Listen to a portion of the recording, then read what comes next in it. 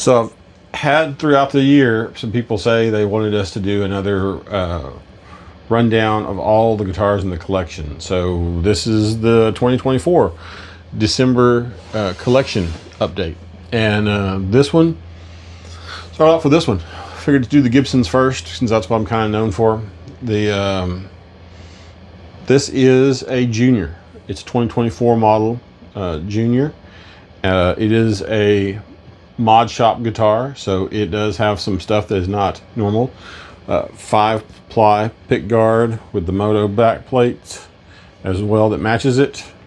So, you know, single P90.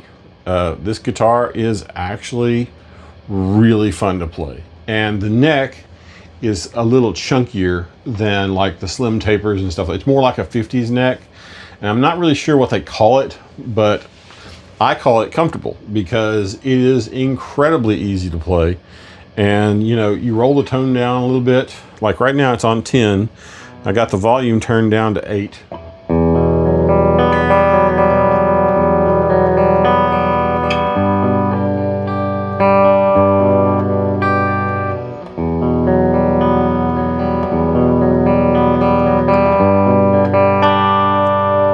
But if you roll that down to like 3,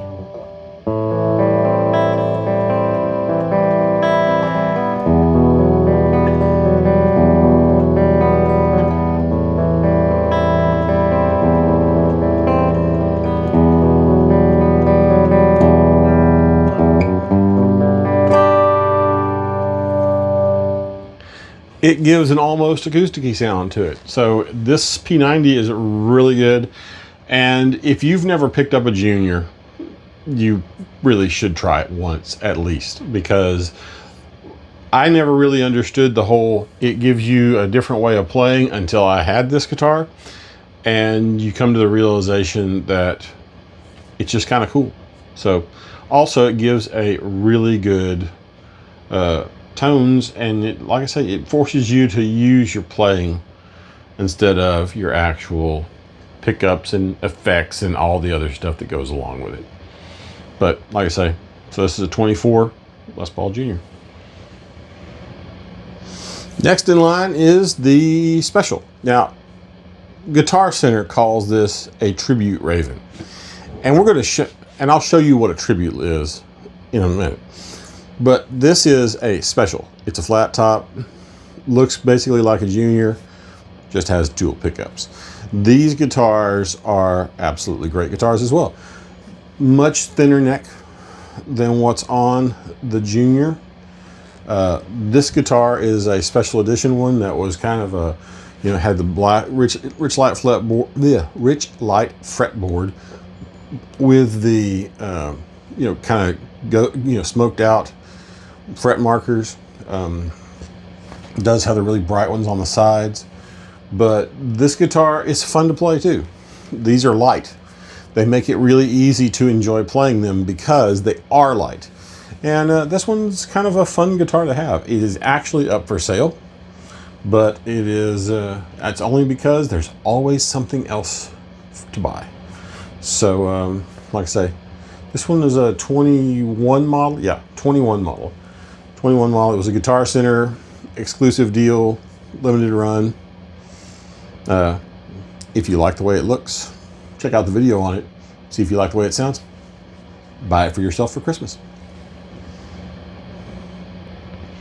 And this guitar is an actual tribute.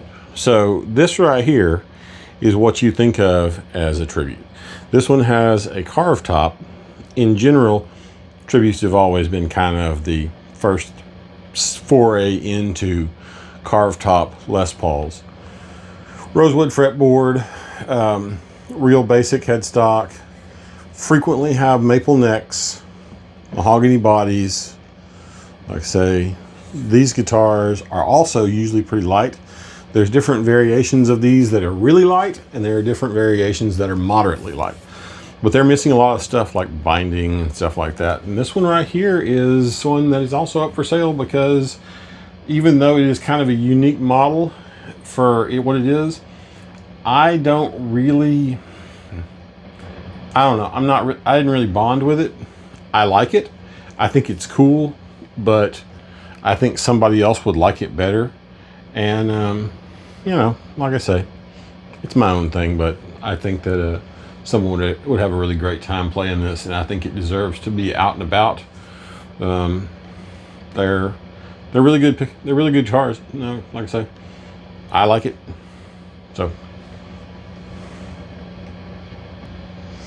So this is a modern studio, and this one is special to me because it was built on my birthday. So modern studios and this new studio session just came out are really incredibly similar, though these have 490R, 498T pickups, and the session has 57 and 57 plus, 57 classic and 57 plus pickups, something like that. They do have, both of those have, the modern studio has a satin finish to it, but it does have the split / taps plus the bypass and phase reversal. So it does have all kinds of cool switchy technology with less of the stuff that you would normally see. These guitars are pretty light. They do come with the little swoop in for access to the upper registers. And I think that these, with the ebony binding and the black, I don't know if you can really get a good vision of it, but these have black binding on them on the necks. So see how there's no fret nibs or no fret visible? That's because this is black binding on the necks. And that's something that studios have never really had. So I dig it. And Smokehouse, this one hides seam lines incredibly well. And it's so well that you almost would swear that it's a one-piece top, but I think there's a line right there. And you can't see it. It's not, maybe it'll sink at some point in the future, but like I say, back seems to have 3 pieces to it. See if you can spot those lines where those are. But overall, lightweight, pretty, and built on my birthday. And that's why I have it.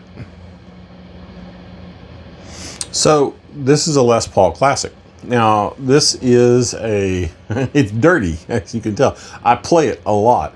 This too is a mod shop guitar. This particular one came to me with some stuff on it that I did not like, even though the mod shop had done it. I have since then added some stuff to it. What landed this one in the mod shop was that nick right there, right?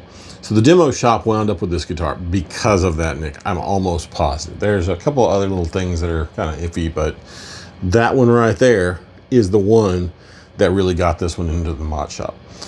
That said, never was drilled for a pick guard. It's a black and white. It does have the voodoo style knobs with the red, numbers on them. Got a real serious black and white theme going on. Came with those special tuners that I don't like on anything but specials and juniors. I upgraded to the ratio tuners on this one. The locking ratios make a huge difference on this guitar. It is incredibly nice to have locking tuners on this guitar. It doesn't really do, contrary to popular belief, doesn't really do anything for tuning stability. It's really just for string changes. But this guitar is really comfortable, and this one is a little heavier. It does have the Moto backplates to it, but it's got 490R and 490T pickups.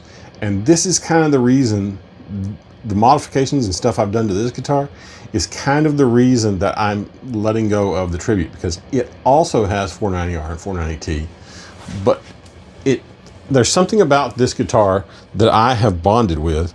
And it also possibly is the fact that this particular Classic does still retain all of its bypass and everything. So you can hear when I have all this turned down, as soon as the bypass bypasses everything, goes straight to the bridge, everything on 10. So that makes this guitar kind of a fun little player, It does things that you can't really do with a Tribute. And it does have the binding, which I kind of like too. But this guitar has a really comfortable play to it. The neck is...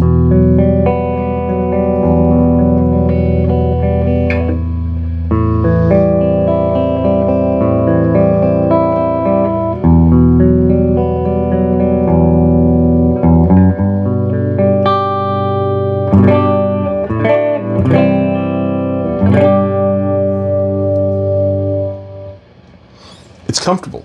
It's a great guitar. It's a beater. It's already got nicks and chips in it. You can drop it. You can play it. You can do whatever you want to. If it rubs up against something, it's no big deal. It will eventually, because there's no pick guard, have little marks down here. It will have its own wear pattern, and it will tell its own story. And I like that about this guitar, because it's just kind of comfortable and feels good. And like I say, that's why the Tribute went up for sale. It's because I already have a guitar that has 490R and 490T, and it has the ability to do the fancy switching.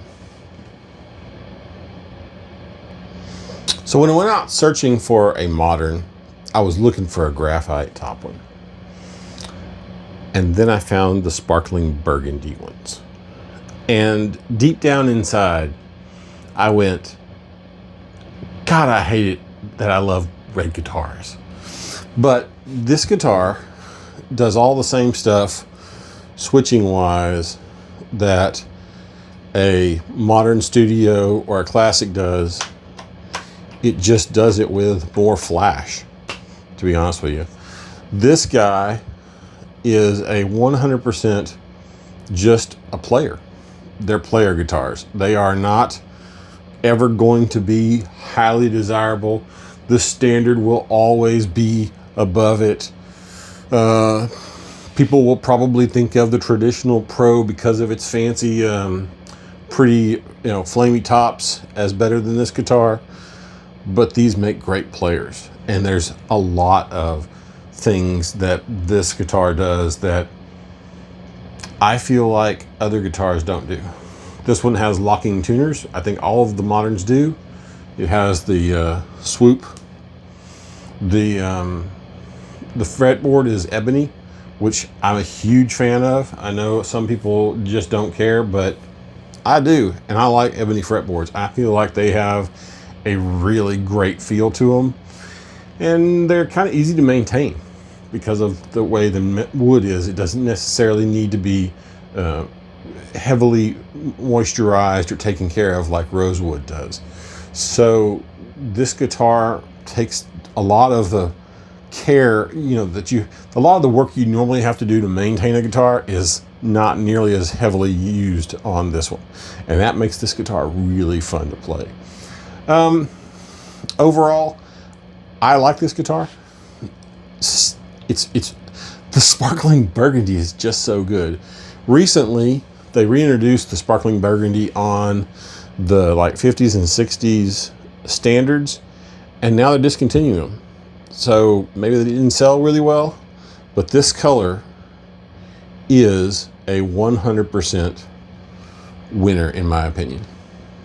So, like I say, neck on this one's kind of got some cool, candy cane striping to it. Body's pretty plain, nothing really stretchy, but that movement on the neck is kind of cool. So, like I say, modern, Les Paul modern. So you remember that conversation we had just a moment ago about my passion for red guitars? This is kind of on that boat. This one is a 2001, I think that's right, 2001? Yeah, 2001 Les Paul Deluxe. And this was made as like a 30th anniversary model, which should have been like in 1999 or something. But they made them in 99 to 2001, basically. And these guitars have these incredibly flamey tops. And they are just beautiful topped guitars. So with that in mind, these guitars are pretty awesome. Now I've got two deluxes from basically the same era because I like them that much, but they both have the same problem, and that is this 2001 to 2000 at least 12 model deluxe came with some really terrible output jacks. And I think they tried to do stuff to make it better, and it just didn't make it better. It didn't. But the Deluxes have a sound to them because of the mini humbuckers that is...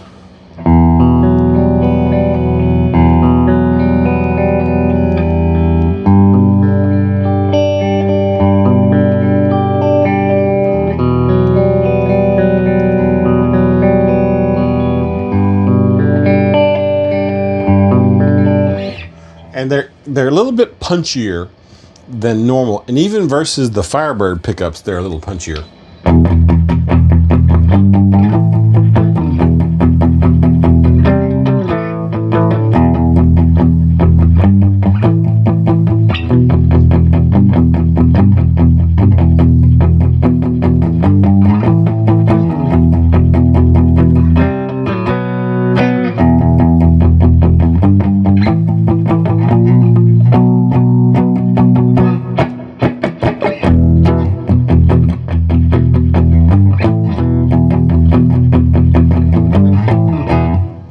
So they have a little bit different sound to them because of what they are and how they were built.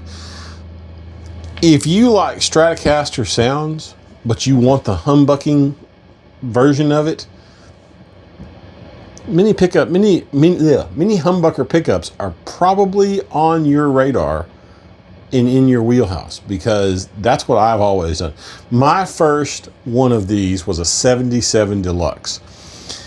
It had been abused. This one has also been abused. Look at the way everything, look at this hardware, man. This thing like sat out somewhere. I mean, it was a display piece. It definitely has had some play on it. It's got a lot of wear on the hardware. Like I say, stuff. So probably sea air is my best guess for where all this came from. But this guitar has a playability to it that is outstanding, and I have a love for these, so much so that, like I say, I have two of them from basically the same era. The other one is a gold top, and it is almost identical to the one I had that was a 77 model, so much so that sometimes when I'm playing it, I'm having flashbacks to that. This guitar is super comfortable.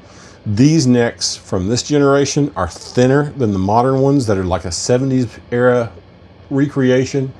So these guitars, if you're looking for a Deluxe and you don't want that chunky neck, step back to one of these from the early 2000s. Like I say, 99-ish to 2012. This one right here is a 2012 model, and the other one in my hand is a 2001, and they play and output almost identical. So you don't have a lot of the things that people don't like about the modern ones. So I would say, oh, and there it is.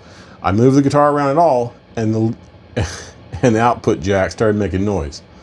So just know that the output jack is probably going to have a little bit of effort, work that's going to be needing to be put into it. So don't be surprised if you have to take it and do something with it. Either you have to do something with it, or you have to have somebody else do something with it. So, but overall, super great guitars other than that. All right, so 2011 Les Paul Traditional. These guitars were great. This guitar was purchased brand new. It was given to me as a gift by my dad.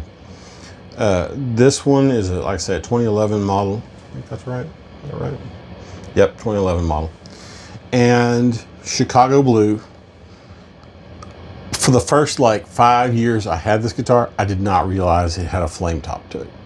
I thought it was just Chicago blue. And then it got out, it went outside for the first time, and I realized, wow, that guitar has a flame top to it. And since then, I've just been in love with it. But I've been in love with it the whole time. But, you know, regulars. Now, traditionals, because of the Traditional Pro, have not been very popular.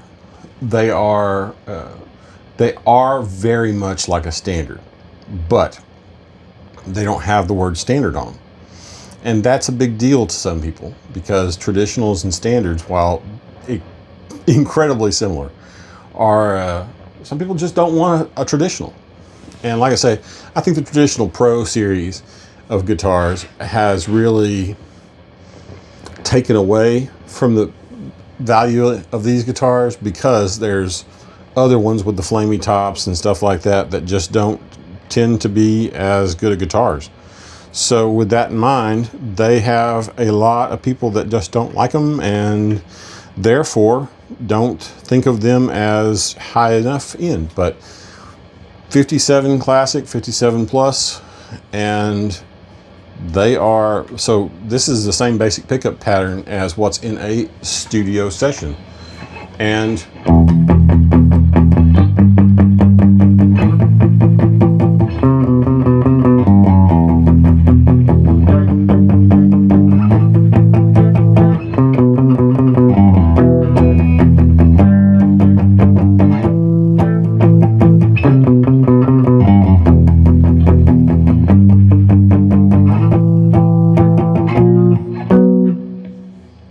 they're great guitars. They play great. They feel great. The neck profile is amazing. And I've never not loved this guitar. It set out as a display piece while I picked it up on a regular basis. So it hung on a wall for a long time. Now it mostly sits in its case because I don't play it quite as much. I have a lot of other guitars that I gravitate towards because they're not as heavy as this guitar is. But this guitar will eventually be one of those case queens that people look at and go, wow, look at that. You know, it has a little bit of checking and stuff like that. But I did do a couple things like change out the poker chip to be something unique. Overall, though, if you're looking for a standard, but you don't want to pay standard prices, check out the like 2010 to 2012 traditionals. They are really good guitars. So this is an Adam Jones standard, and it is absolutely 100%. I have played like 4 different standards that are from the modern era. This was the best one. This makes it hard to want to keep other standards because of what it is and how it plays. And it's a 70, based on a 79, so it's got the volute, it's got the neat stuff on the back, and you know, it has its own little thing that it does. Ebony fretboard, burst bucker with a DC high gain in the bridge. This guitar can just morph from all kinds of different things. And it's no wonder it's based on what Adam Jones does, because Adam Jones does that with the music in Tool that he plays. He goes from it's all over the place. Sometimes it's clean, sometimes it's not. You never really know what's going to happen until it's being played. This guitar has a weight to it that's comfortable but heavy, so be warned if you're looking at them, they're not light. But the playability and the way the neck feels is just outstanding, and it really does. It can morph from, like, I'm gonna turn the front and rear pickups down to 8, and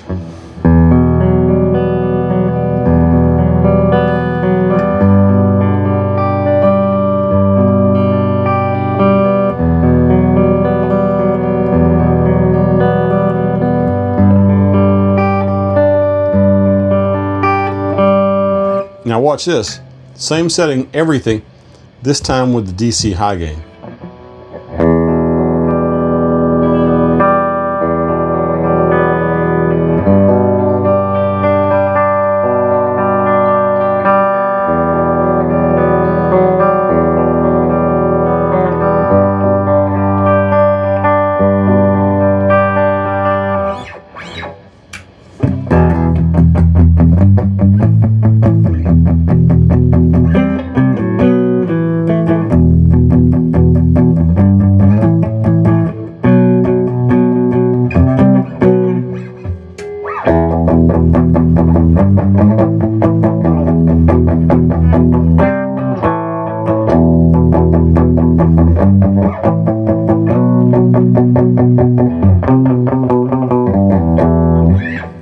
hear the output difference in those two pickups. And in the middle, it just kind of balances them out. So I'll set this one back to 8 as well.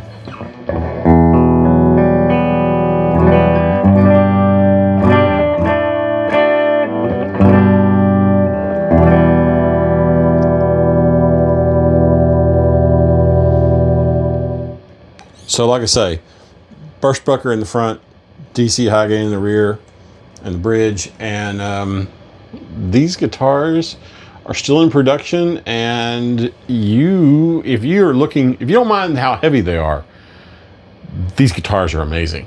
And I highly recommend them. I have nothing but love for the Adam Jones Standard. I love the ebony fretboard. I'm a big ebony snob. I recognize that. That is my fallacy. But the color is cool and the playability is outstanding. Once again, these guitars in 20 or 30 years are probably going to be the ones that people go, wow, look at that, about how cool they were. So anyway. So going from one standard to another, this is a R8, and at its core, it is a 1958 Les Paul Standard reissue. It was built by the Gibson mod shop, and so it is a little different than a normal. It was commissioned to be like if somebody had just continually played a 58 Standard, kept it in its case, never really did much with it, but also at the same time didn't baby it. So the hardware is aged. The everything about the nickel hardware is aged. The frets have a little wear on them. The tuners have been swapped to Grovers. So like I say, it was commissioned to kind of recreate a 58 that had been played but not abused, and had just been modified over the years to have better hardware on it, right? You know, like just basically taking in what normal guys would do with their guitars over the years. And so it does, it has the cool tortoise shell side markers, the aniline dye that bleeds into the binding. I mean, it's a great guitar, and it plays so well. The sound, so Burst Bucker 2 pickups in it, front and, neck and bridge, and this guitar makes it hard to want to put it down.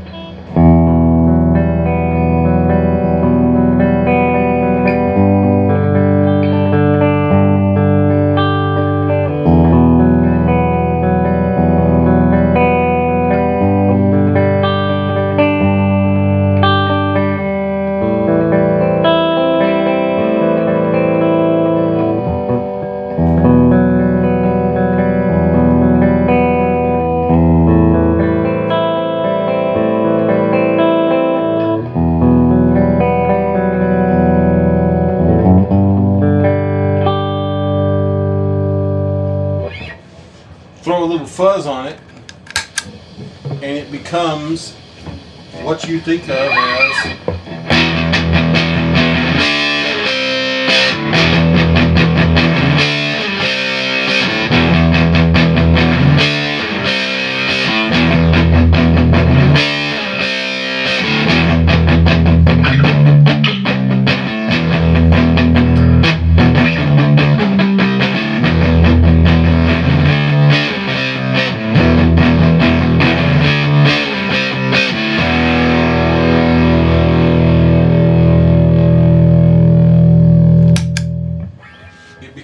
what you think a rocker should sound like.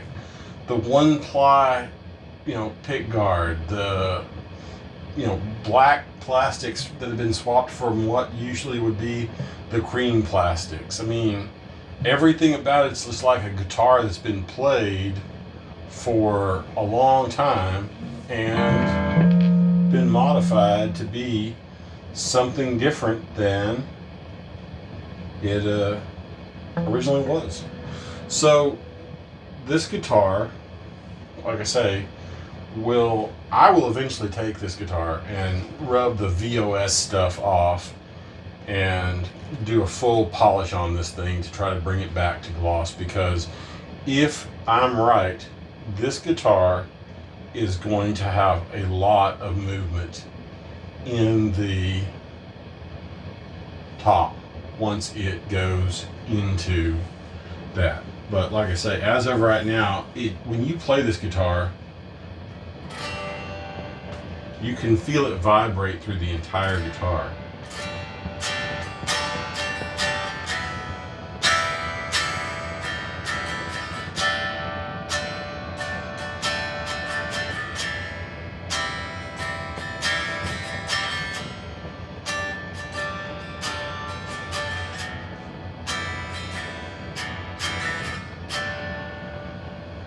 So, like I say, R8s, actually any of the R series guitars are absolutely phenomenal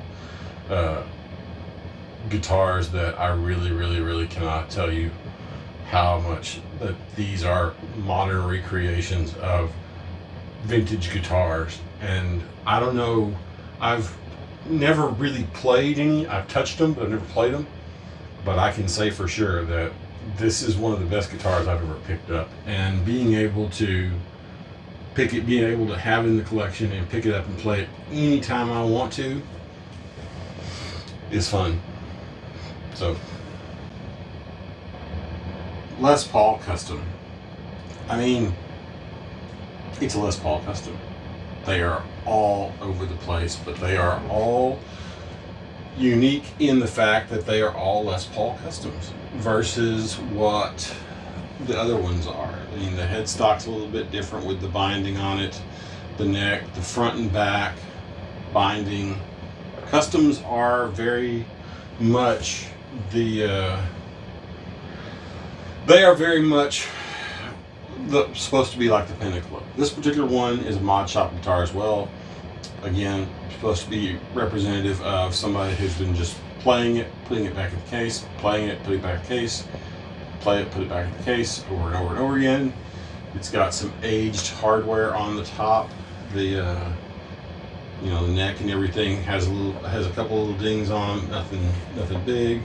But this guitar is neat because whereas you heard the 57 Classics earlier in the traditional, these are also the same pickups, almost exactly the same outputs. We've tested this, and this guitar has them uncovered. And so there is a difference in tone between that guitar and this one.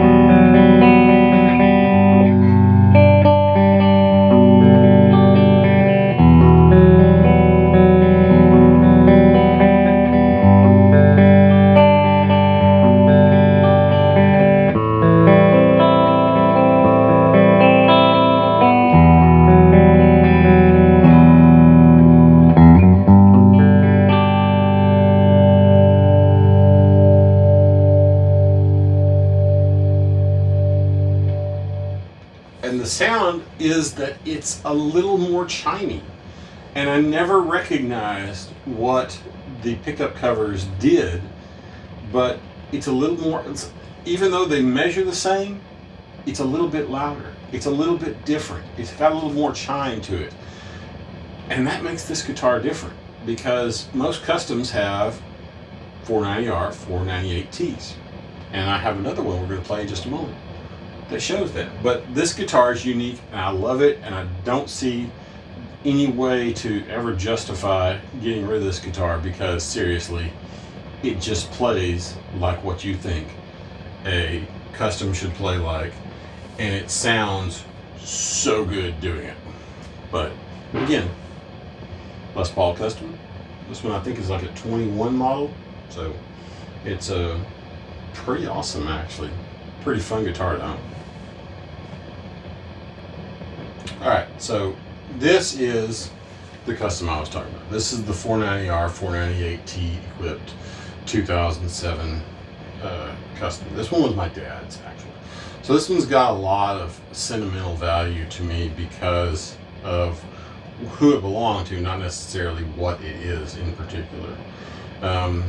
This guitar is kind of a cool option because it is just it's a great player, you know. Slim taper neck, like I say, 490R front and back, or 490R, 498T. It's got the 5-ply binding on, or 5-ply pick guard. It's got the binding headstock. Headstock's dirty because it sits on display. But this guitar in the early 2000s, somewhere around 2003, 2005 is when the Gibson Custom took over production of the Gibson Les Paul Custom. So before then you'd had some custom shop models, but the actual production of these took over into the Gibson Custom line there in the early 2000s. And these guitars really they're good. Like, they're really good. The other black one is a 2020 or 21 model, I think. So there's about 14 years in between these two guitars. But when we took them apart, they're all wired almost exactly the same, and everything feels like the same when you play them. But there's a different sound.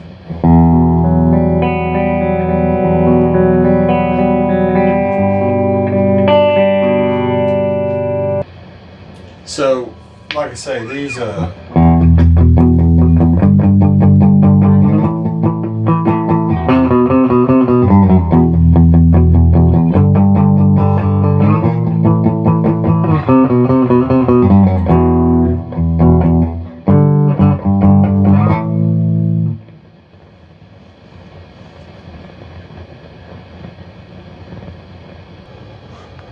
I just realized my mic was not on my body. So hopefully we were able to hear that. If you're not, this one, like I say, is a 2007 Les Paul Custom. And it has a unique sound to it because it is compared to other ones. I mean, it sounds like every other Les Paul Custom because it's exactly built just like it. But they do...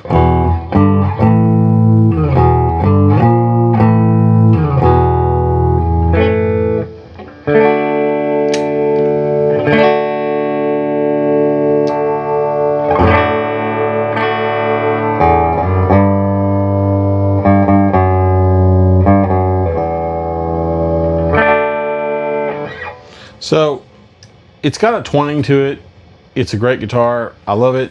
I don't play it as much as I play the other custom because I tend to like the way the other custom feels. This one spends a lot of time hanging around and being a gorgeous display piece. It was, like I say, my dad's, and this one's going to be one of those ones that's going to get a lot of love later on as it starts to do any kind of checking. As of right now, there's virtually none on this guitar. So this guitar versus my traditional, which was made 4 years later, there's a lot more wear lines and stuff on it versus this guitar. So like I say, this one is it's a lot of fun to own, but I don't do a lot of playing of it. But overall, it's pretty awesome. So my dad was a bass player and played guitar. He had several guitars, but he was mostly a bass player. He started off playing bass. He was playing bass in the orchestra when he was a kid, or when he was a teenager. Had a band where he played bass in that, and he had what was called an EBO. And the EBO later became the body shape of the SG, right? The EBO basses fell in line and became the SG bass later on in life, but they were originally called the EBO, EB1, EB2. They were, electric bass EB models. So, but my dad was not one of those people that could just own something and enjoy it. He felt like he had to have other things, and this bass, while a great guitar, he felt like he needed something to match it. And so he went out and got an SG Tribute. And the SG Tribute has almost the exact same appearance. And I think if he could have found a 61 style, he would have gotten it. But in the end, he wanted to have matching guitars.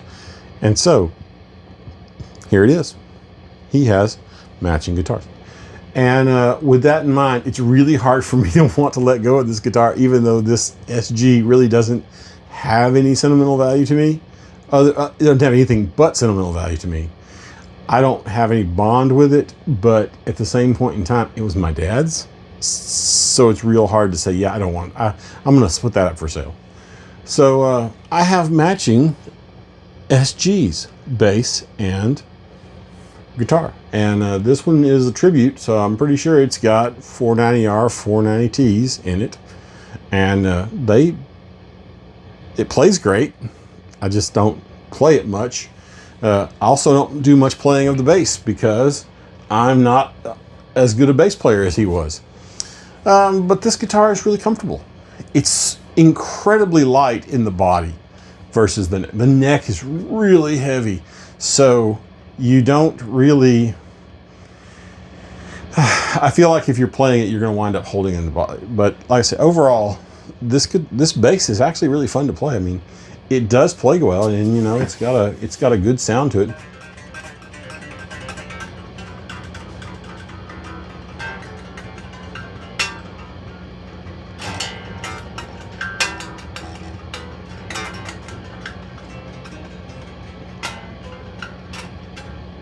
So overall, that's how I have an SG bass and an SG Tribute. I did eventually go out and get my own SG though. This is an SG Special, and I really wanted this guitar mostly because of its P90s. Now, these guitars, and I want to point out something. When you buy a Special, you expect it to have these tuners on it, these knobs, these white button tuners. That's just what it is. That's how these guitars are built. P90s, everything. So this guitar really is, at its core, exactly what you want. This is Inverness green, though it looks a lot like Pelham blue, but this is Inverness green, and this guitar is great. I mean, like I say, I've never really been an SG guy, but this one is pretty nice. Now, I have this one in drop D tuning, so I can do this.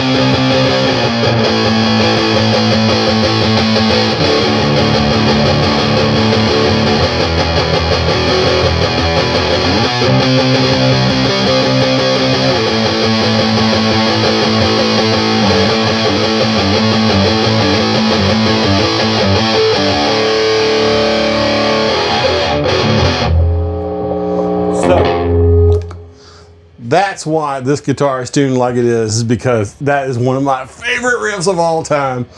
And this guitar pulls it off in a way that even the Les Pauls cannot possibly recreate. Even in single coil with the other guitars, this guitar, for some reason, it's something about the drop D in an SG that just plays amazing. And like I say, I'm a huge fan. So other than that, Inverness Green, Les Paul, oh yeah, SG Special, and pretty fun guitar. So ES style guitars, you know, there's some people that tell you that if you're going to own an acoustic, you have to own a jumbo body like an SJ 200 style guitar. And I feel that way about ES guitars because they are unique.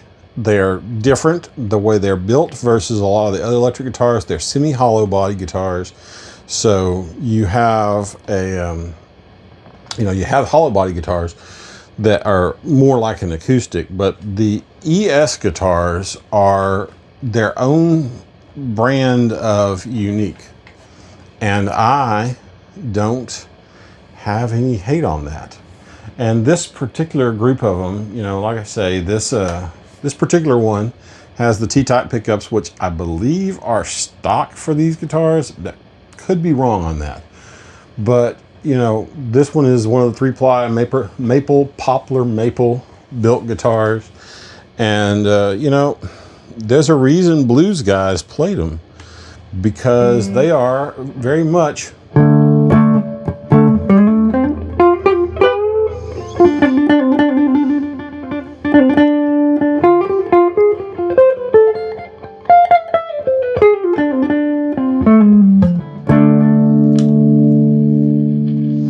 I like to run mine with the front pickup tone dialed down.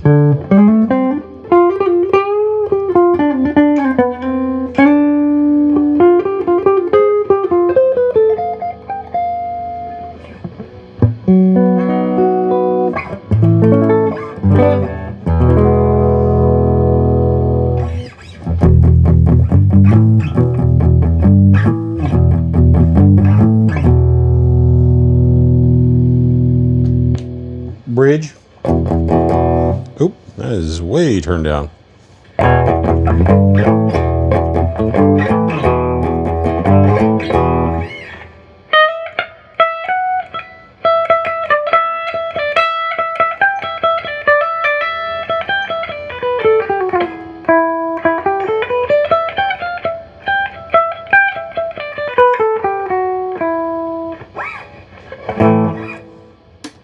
So they do everything though. I mean, they play well, they feel good, you can throw some fuzz on them, and they make great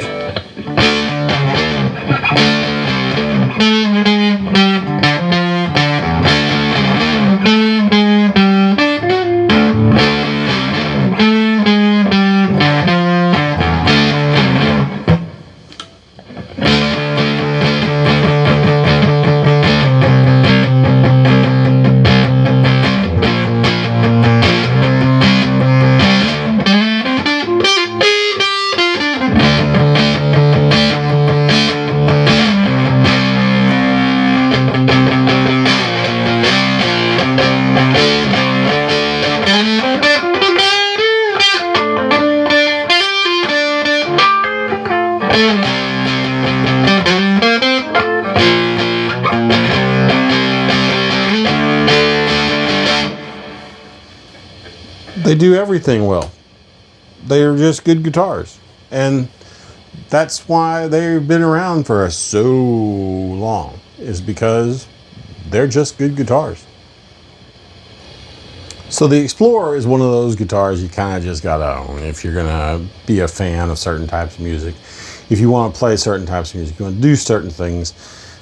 These guitars are kind of icons in their own right because of where they came from, when they came out. You know, they're introduced in 1958 with the Flying V, and they were just, you know, they were kind of late to the, I wouldn't say late to the electric game, because 1958 was not really late, because, I mean, 52 was really your crowning start to those.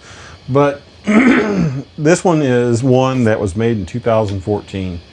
It is you know, as you can tell by the inlay, it's got the 120th anniversary one. This guitar is one that I can't find it in my heart to play more, but I also can't find in my heart to let go of. Like, it does everything really well. I just don't tend to pick it up because I kind of have to put it on a strap, and I don't necessarily always have time for that. The pickups need to be regrounded because somebody got in there and jacked with it. I had to go in and change the way the switch was put in and redo some soldered points because the output jack was also not done right. But this guitar does some really great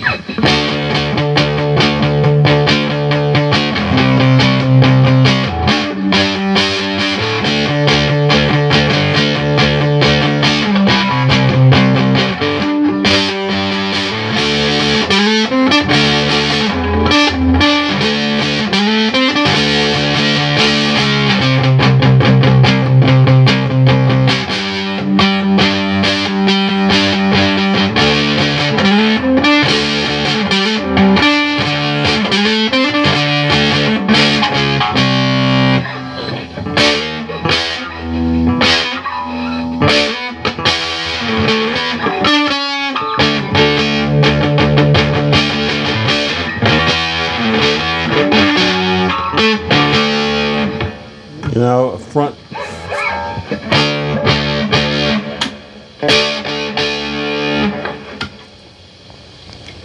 It doesn't do anything bad, and it actually cleans up pretty good. Not like amazing or anything, but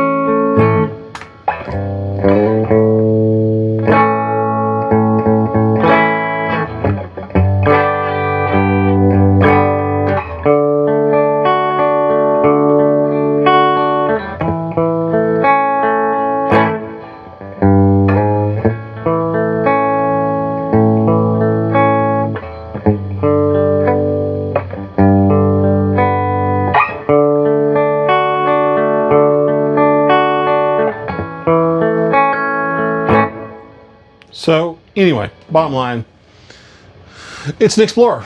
It's black and white.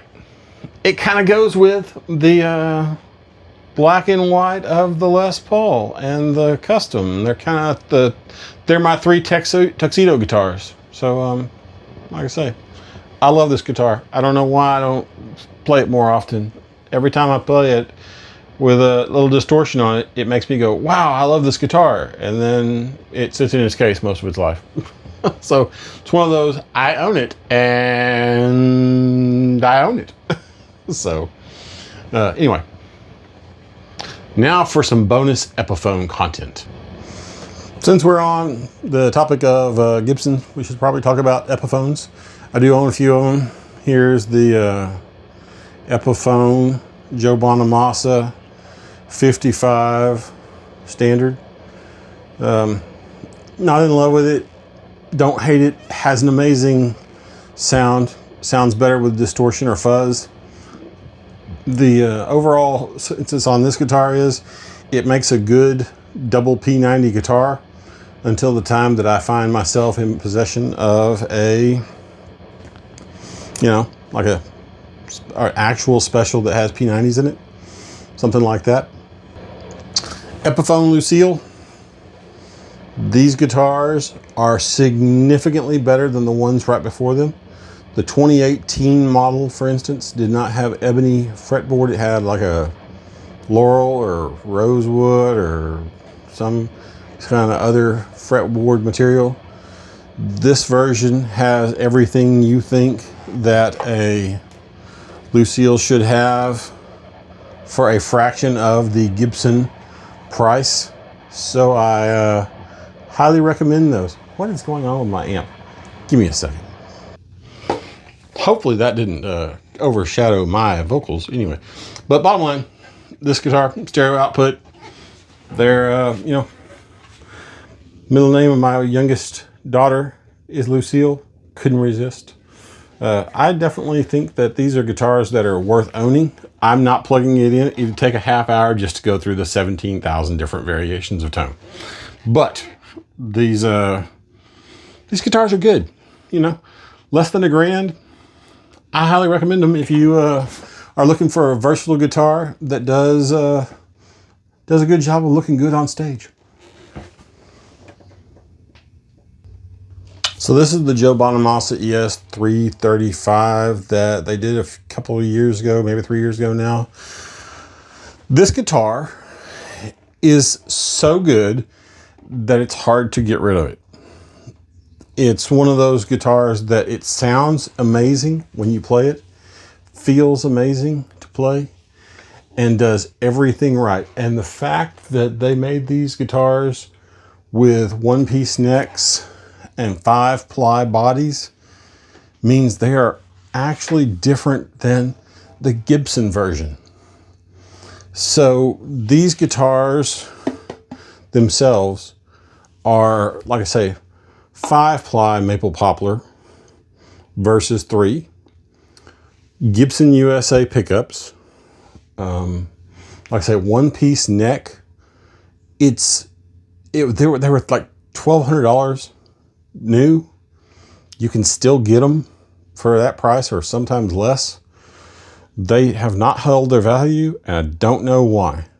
But I'll tell you this. I would play this out and about, like for real, because it's that good. I don't often play ES guitars out and about, but because I'm almost always playing either an actual acoustic or I'm playing an electric. But these guitars are really good. And this one's good enough that I have kept it because it was so good.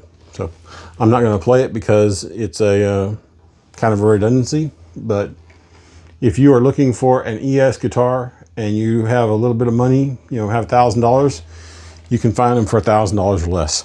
And pretty awesome. So overall, that's it. So we have now gotten through the Gibson and Epiphone portion of the electric guitars. So this guitar is already 58 minutes long. Oh, this video is already 58 minutes long. So I'm going to stop it here and do another one for the other electrics and then do another one for the acoustics. So until next time.